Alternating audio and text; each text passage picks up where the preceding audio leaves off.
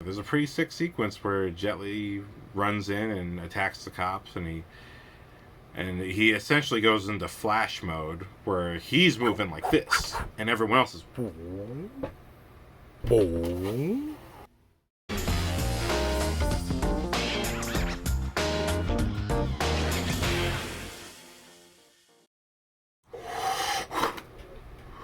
I will be the one. Aloha, nerds, and welcome back to the Salawog's Gut Reaction. I'm the Salawog, and on this show I watch stuff and react from the gut. Yeah. Okay.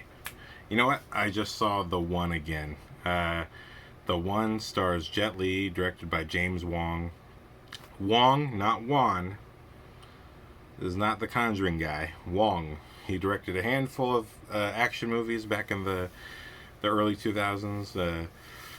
Pretty good stuff overall. He did make Dragon Ball Evolution, but we're just gonna let that go because The One actually, I remember at the time this movie came out. I think it's about 2000, somewhere around there.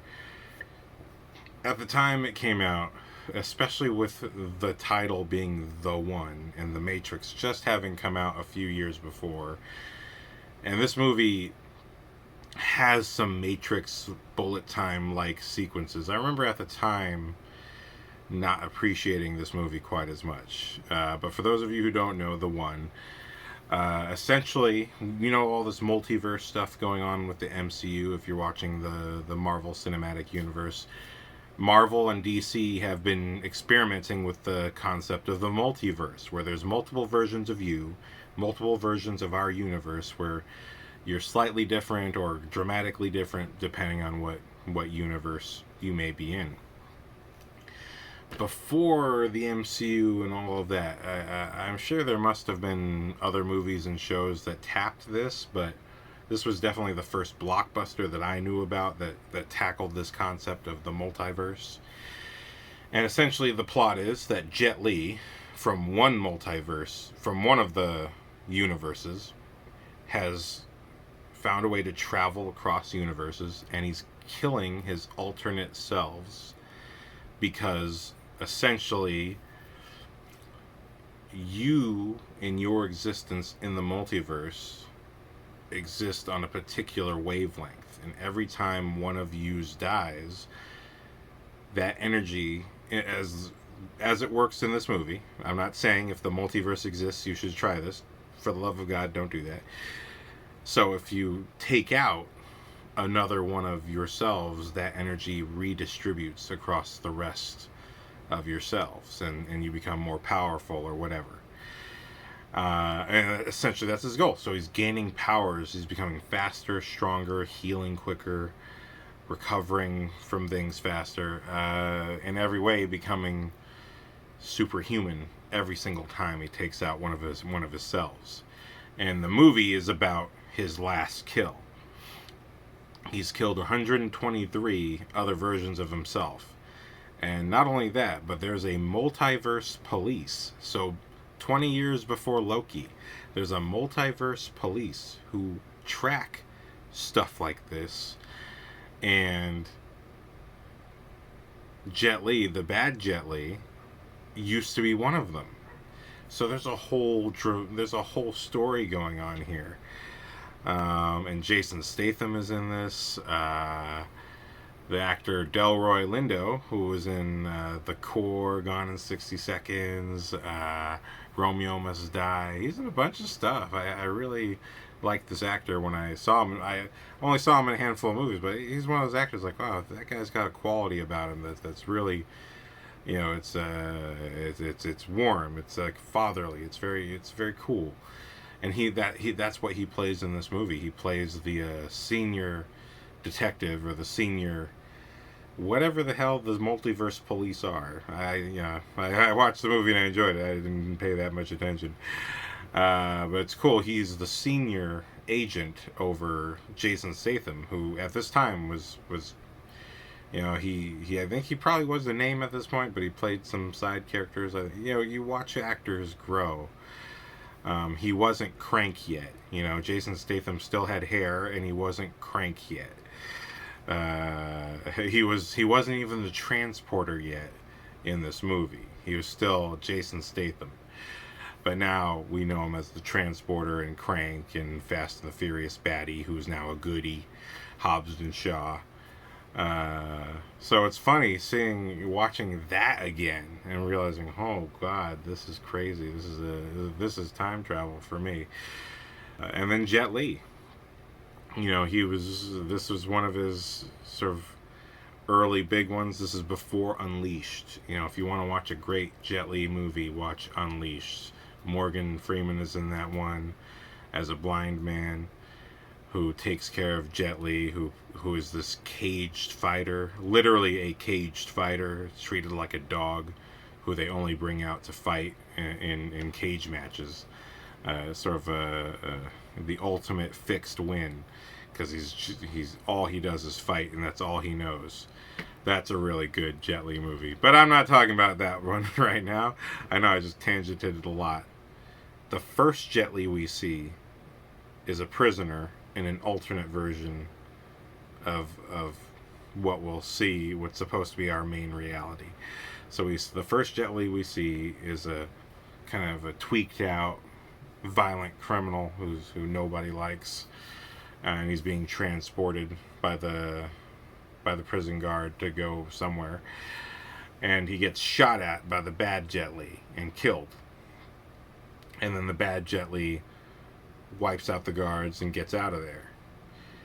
And when you first meet Carla Gugino, it's in the multiverse prison. So even though Jet Li kills one of his alternate versions at the beginning, in that event he gets caught by the multiverse police, Delroy Lindo and Jason Statham. They catch him, they bring him to jail, and then we meet Carla Gugino for the first time, and she's clearly the love of bad Jet Li. And she kind of looks like Jessica Rabbit. She's very sultry and redheaded, and the sunglasses, and it's like, oh, hello, oh God, hello, hello. But it's a red herring. She's the femme fatale. She drops a bomb that sets Jet Li free and enables him to escape into the multiverse again and start the movie. We see Jet Li again as the good Jet Li, the main character of our movie, is this really like almost buttoned down. He's a cop, but he's just a good normal dude. And Carla Gugino, actually much more conservative, much more just kind of that kind of quiet, peaceful quality. And the both of them, even though I don't necessarily buy the romance, they both act very well against each other, and you do kind of believe that they care about each other, which is good.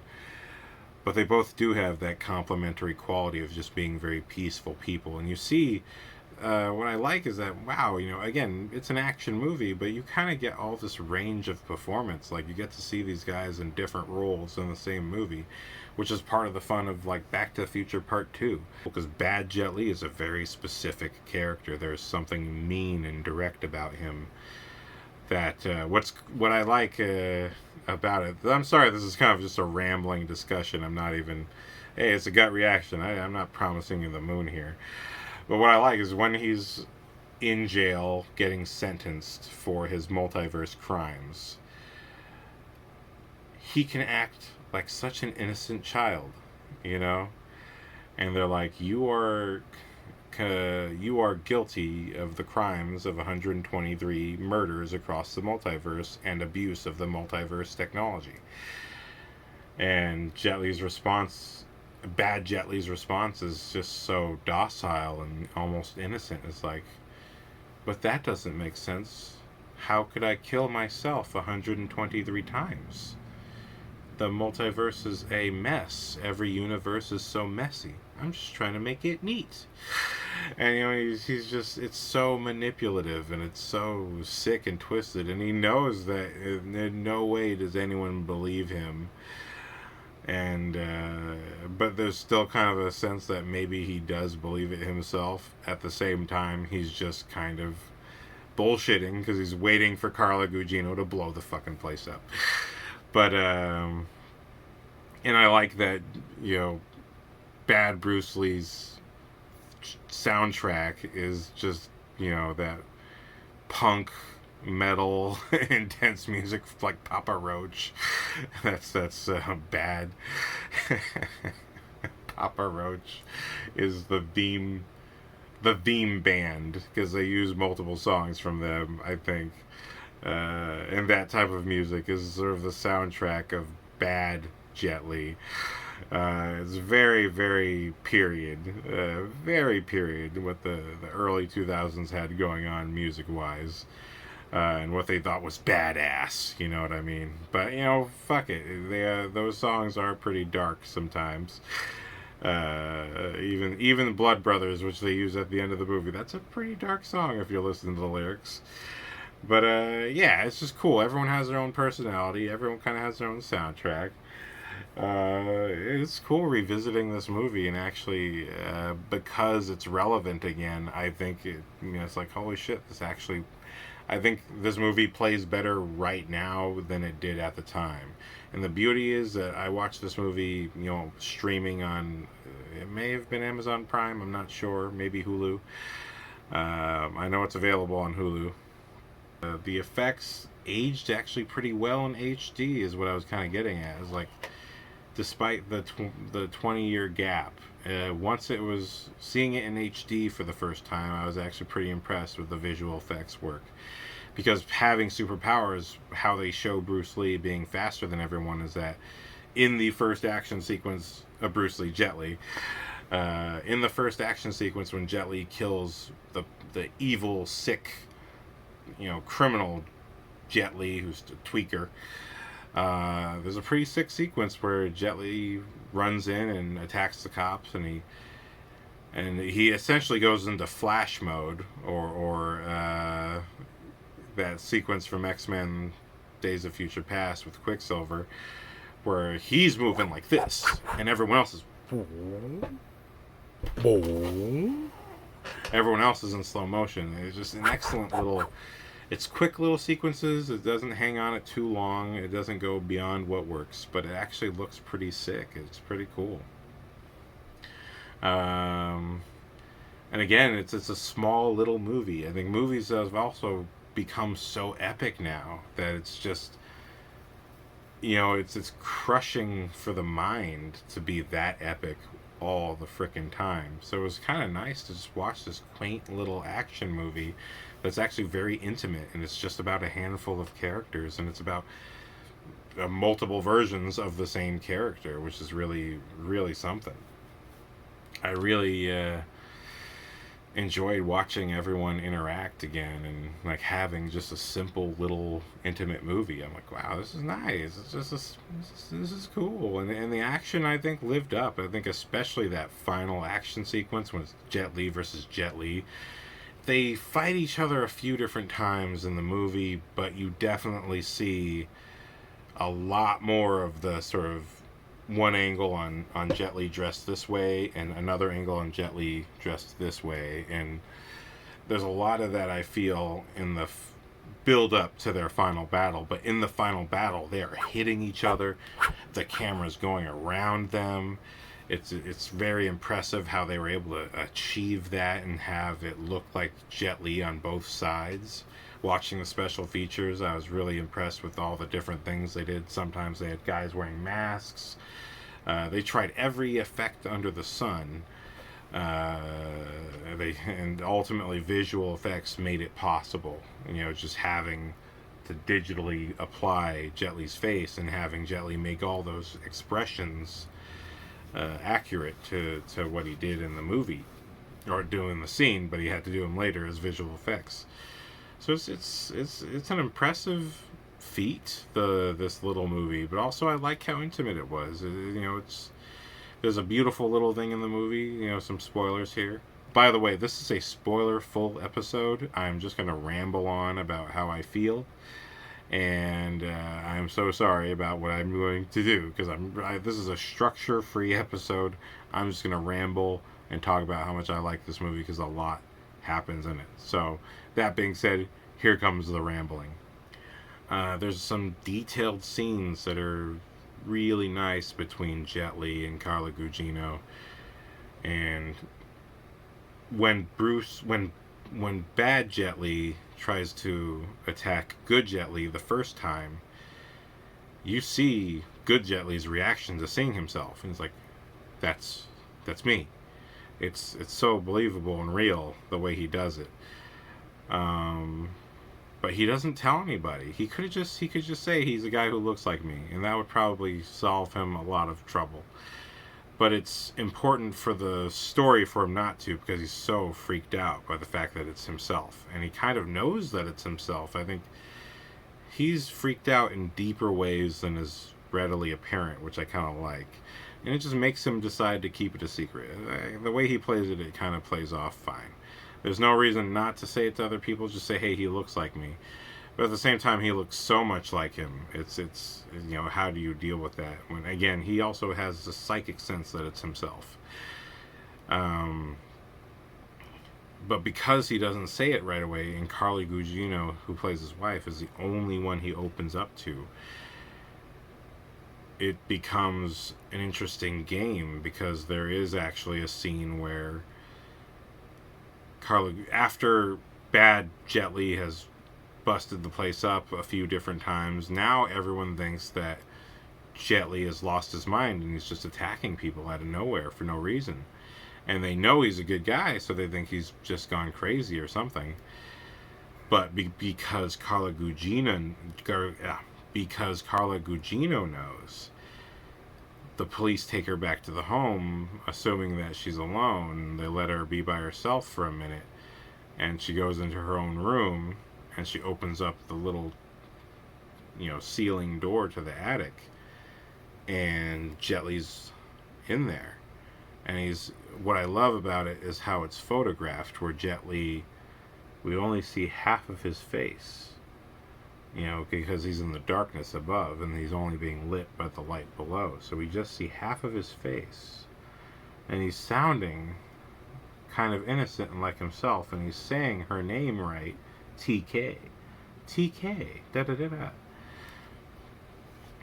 And it's such an interesting scene, because he actually kind of feigns being himself, but at the same time, because Carla Gugino knows, she asks him a question that only good Jet Li would know, and he gives the wrong answer, and in that moment he has to take her out. And so he gets the gun on her, or a knife, or I forget what it is. Good Jet Li shows up and he kills her right in front of him, and that's just devastating. And now everyone thinks that Jet Li has gone nuts, attacked a hospital, and killed his wife.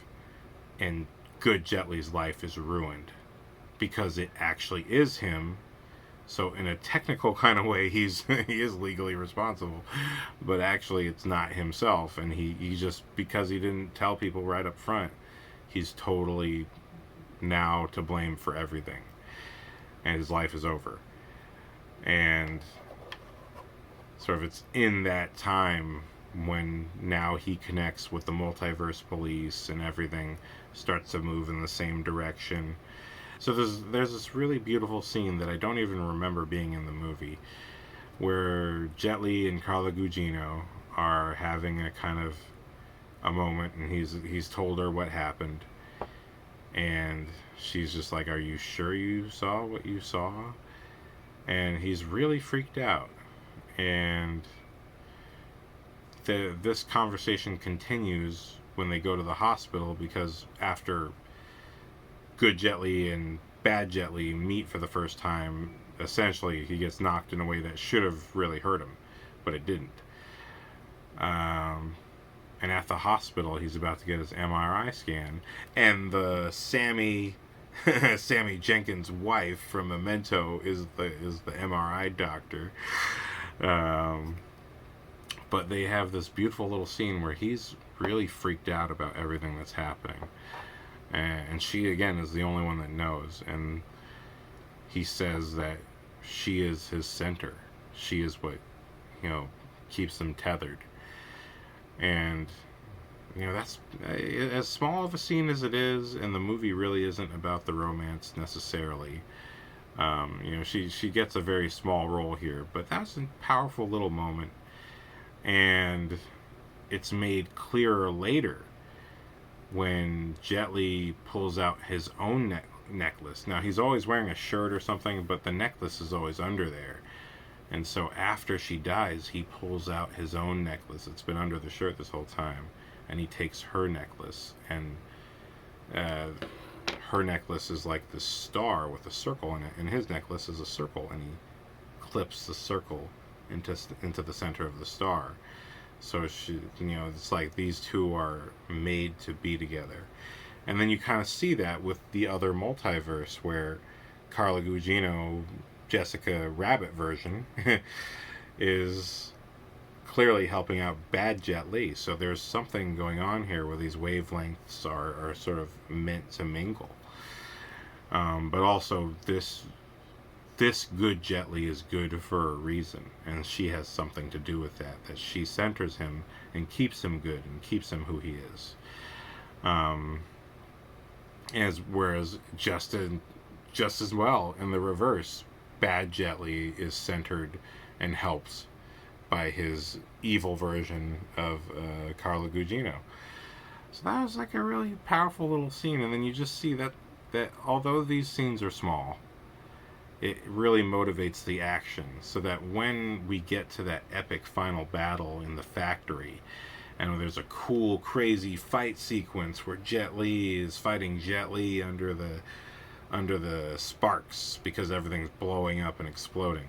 It's a really great sequence. And again, the fact that you see his face as he fights himself with that face, that stuff, there's like a real genuine emotional motivation going on with him there, and it's nice to see that little intimate stuff. This is not a big movie. It doesn't have the center of downtown exploding or anything like that, but a factory still blowing up. I miss that kind of filmmaking. We don't have to blow up the frickin' planet. We can just have a fight somewhere that's dramatic enough.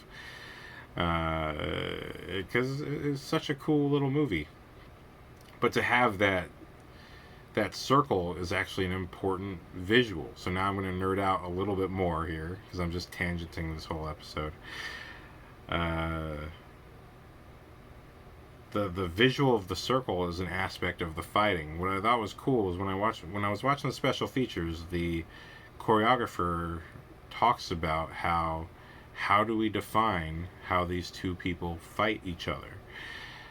How do we define these two people and their fighting styles? Because even though they're the same person, they should still have distinct fighting styles that makes them different from one another, so that you know who's who when they're fighting, which is something to think about. That's storytelling through action, literally. How does the physical style of fighting define the actor or performer? And in this case, what's beautiful is that in the first scene where good Jet Li talks to Carla Gugino, and they're talking about going to the hospital, he says, okay, we'll go, and I'll go to the hospital and get my MRI scanned. I just want to train first. Just give me a moment to train and send. And she's like, okay. And so he goes into his own special little room that he has just for, it looks like a room for prayer. There's lots of candles, and seems to be, I think, Buddhist symbolism. I'm not sure. I didn't look into it. But it's very much a room for pious meditation. And he goes in there and he starts sort of doing a little martial arts routine, a little training sequence for himself. But it's cross-cut with bad Jet Li also training. So they're both, the way it's cut, it feels like they're both training to fight one another. But in reality, for good Jet Li, in this sequence, he's just trying to center himself and not be so emotional. Which is an aspect of why he appears to be such a good, normal guy. This is what keeps him calm. His wife keeps him tethered, and this meditative martial arts keeps him centered and calm. So that's an aspect of his character. Whereas the other guy's fighting, the other guy is training. Bad Jet Li is doing training because he's intending to kill.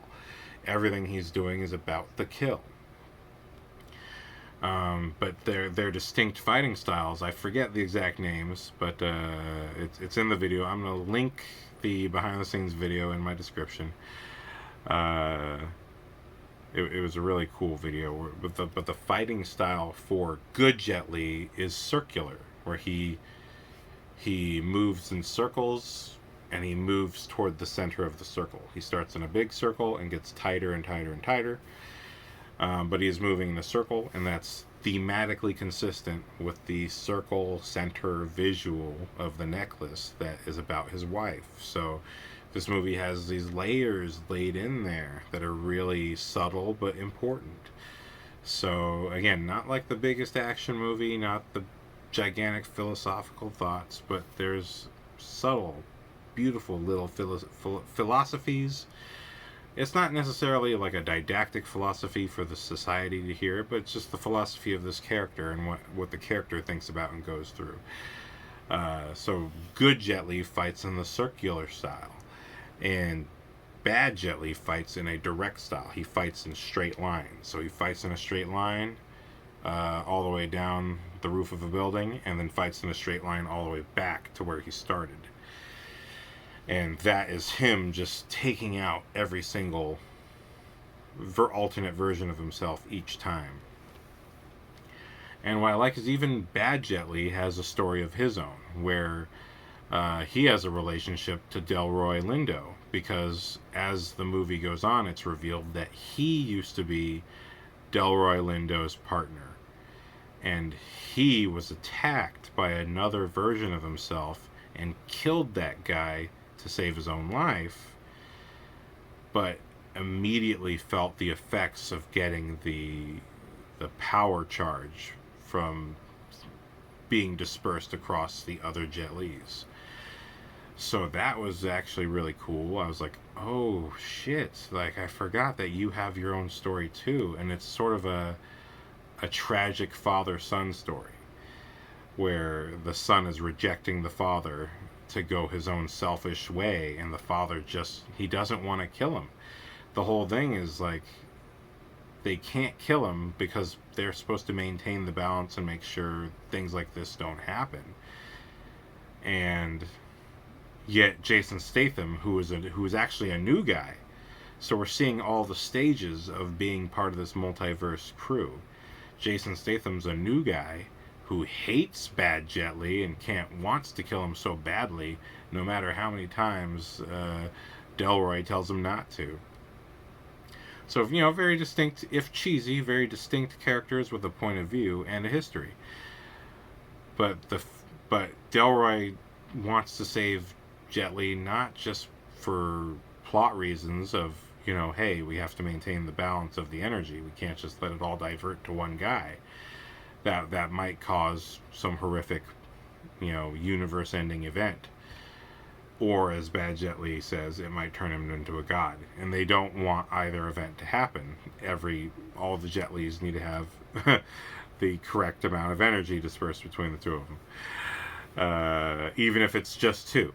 Either we have to kill all of them, or let as many of them live as possible.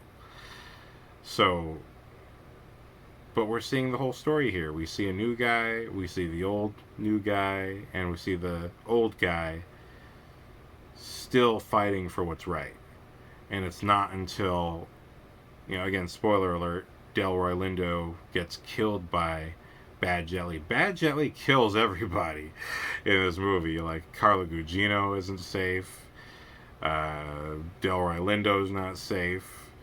He just kills everybody, and it just keeps tightening it keeps winding things tighter and tighter for good Jet Li and for Jason Statham, who neither one of them want to be in this situation at all.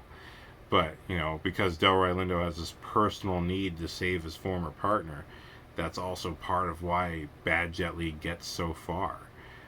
And even Bad Jet Li says in conversation, you knew early on what I was doing, and you could have stopped it then, but you didn't. And it's alluded to their deeper relationship, that they really have this kind of, again, tragic father-son relationship. All movies that really last have some kind of personal relationship going on, because that's something that the audience can immediately understand and get with, and becomes the emotional content and drive of that movie. And the one with Jet Li completely has that with every single character. Everyone is invested emotionally into the other characters.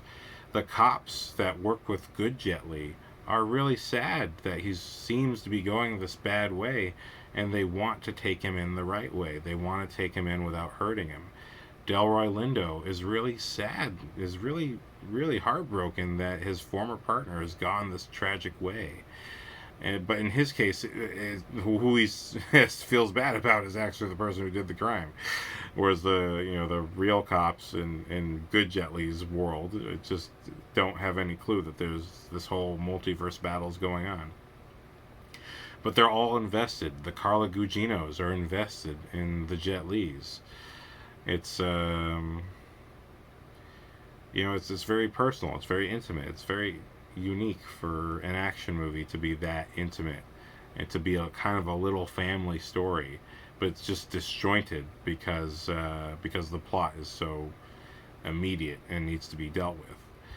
But it's also the character who's driving the plot. Bad Jet Li has a reason for doing what he's doing. It's a very selfish, vain reason, but he has a whole storyline of how he got there. And I would actually really love to see that movie. I would love to see that movie. But ultimately, I think it would just be this movie again, but with an extra 30 minutes just showing Bad Jet Li's journey to being Bad Jet Li. But I would really love to see that story. That's a really good story right there. But because this movie has such little details like that and little stories, I think it's a great movie. I think it's worth mentioning. It's worth recommending. I know I spoiled the hell out of it, and I just kind of rambled on this one, but I just really loved this movie, and I think you will too. Or if you watched it before and you're watching it again because of this, I just hope you see these details and appreciate them again. And so I really appreciate all the work that went into making this such a good flick. It's just so intimate, so the action and the visual effects work together very well, even though you can see from the bonus material that it was a huge amount of effort to get that to work, but I think they really did it. The fact that this holds up in HD, I think, says a lot about how good the filmmaking was, that the choices of where they put the camera and how much effects they used, and where to use doubles and all that stuff, I think really well put together. So, all that being aside, that was my gut reaction to seeing this movie again after, 15 plus years. I saw it when I was I don't think I was even fully a teenager yet. I don't think I'd even hit the teens yet. But, unless 12 teen is a thing, I'm pretty sure I don't think I was even 13 yet when this movie came out yet. So, the fact that I could come back and watch this, I really did feel like it deserved being talked about and appreciated for what good work was put into it by everyone involved. So please go check it out if you haven't seen it. Watch it again if you have seen it. And hopefully you like it more. If you didn't like it as much last time, hopefully you have the same reaction I did. And like, oh, actually it's a good movie. And again, how freaking relevant. We're in the multiverse now with every single movie and show that comes out. So it's like super, like, oh, ahead of its time. Sometimes that's the truth with movies. They're ahead of their time. I don't think The Matrix was ahead of its time at all. I think it was right on time. But for the one was ahead of its time because the society wasn't interested in that yet. It was too obsessed with the concept that reality isn't even reality. To jump to, oh, there's multiple realities? Fuck you. I can't deal with that right now. I'm still dealing with The Matrix.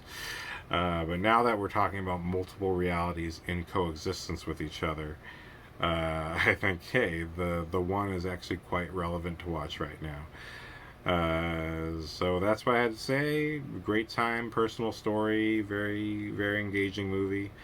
Thank you for watching. If you like what you see, remember, don't like, don't subscribe, and definitely do not comment. Thank you very much, and aloha, nerds. Catch you next time.